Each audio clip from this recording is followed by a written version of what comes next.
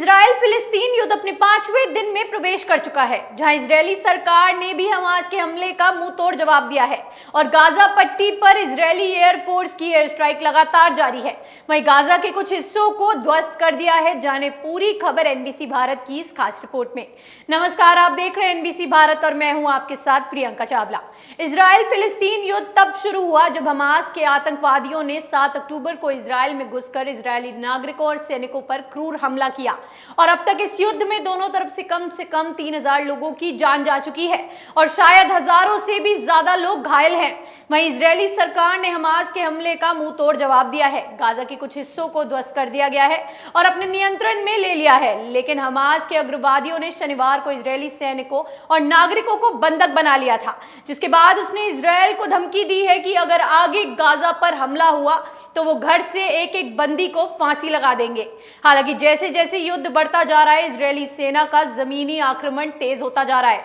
वहीं इजरायल को अमेरिका का भी साथ मिला है।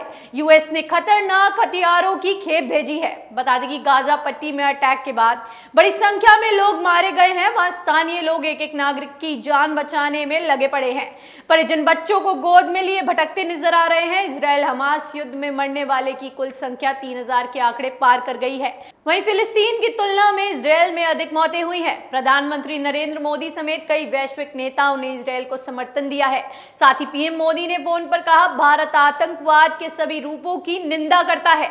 मिली जानकारी के मुताबिक गाजा पट्टी में बमबाजी के बाद एक बिल्डिंग धराशायी हो गई, जहां कई जानवरों की भी जान जा चुकी है। वहीं अमेरिकी राष्ट्रपति जो बाइडेन ने हमास के हमले की निंदा की और इसे सरासर गलत कृत्य बताया। साथ ही बाइडेन सरकार के मंत्री एंटनी ब्लिंकन आज इजरायल का दौरा करने वाले हैं। गाजा पट्टी की ये तस्वीरें डरा देने वाली हैं। बता दें कि वहां लोग भूख प्यास से बेहाल हैं। सप्लाई चेन ठप होने से आने वाले दिनों में खाने की किल्लत का सामना भी करना पड़ सकता है। वहीं इजरायल का कहना है कि ये युद्ध तभी खत्म होगा जब तक हमास का आखिरी आतंकी नहीं मारा जाता। इस बीच ईरान के शीर्ष अधिकारी आयतुल्लाह अली खामनोई ने स्पष्ट किया कि तेहरान हमास के हमले में शामिल नहीं था। हालांकि उन्होंने इजरायल को नुकसान पहुंचाने वाले के प्रति समर्थन व्यक्त किया है। इजरायल के दर्जनों लड़ाकू विमानों ने गाजा सिटी के आसपास बुधवार रात भर में 200 से ज्यादा जगहों पर अटैक किया है, जिन इलाकों में हमास ने इजरायल पर हमला करने की शुरुआत की थी। मिली जानकारी के मुताबिक गाजा के भीड़ भाड़ वाले तटीय इलाके में करीब 900 लोग मारे गए हैं और 4600 लोग घायल हो चुके हैं। और इजरायल के हमले के बाद गाजा शहर अलर्ट मोड पर है। वहां रॉकेट हमले की चेतावनी देने वाले सायरन रात भर बजते रहते हैं। साथ ही इजरायली रक्षा मंत्री योव गैलेट ने गाजा बाढ़ के पास सैनिकों से बात की है और कहा, हमास बदलाव चाहता था, उसे बदलाव मिलेगा।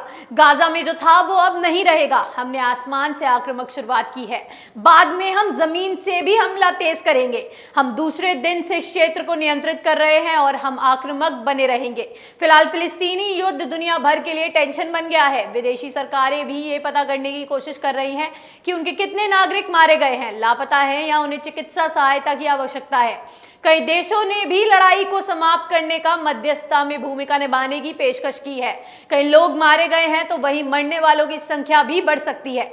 देश और दुनिया की तमाम बड़ी खबरों के लिए देखते रहें एनबीसी भारत। धन्यवाद।